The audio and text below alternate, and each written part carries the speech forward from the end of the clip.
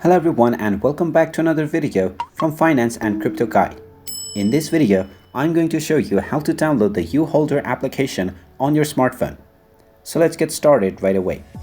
First of all, open up the iOS App Store or the Google Play Store depending on your device. Then simply tap on the search box and then search for YouHodler. Once you find the YouHodler application, tap on it and you will see the install button. Go ahead and tap on install. And then this will begin the download and installation of the YouHodler crypto wallet application on your device. Now wait for a while until the installation is completed, and then when you see the open button, you can simply tap on it and this will open up the YouHodler application on your device. You can now continue with signing up or logging into your account to start using the crypto wallet right from your pocket. And there you have it. That is how easy it is to download the YouHodler wallet application on your smartphone. If you find this video helpful, make sure you hit that like button and subscribe to our channel if you haven't done so already.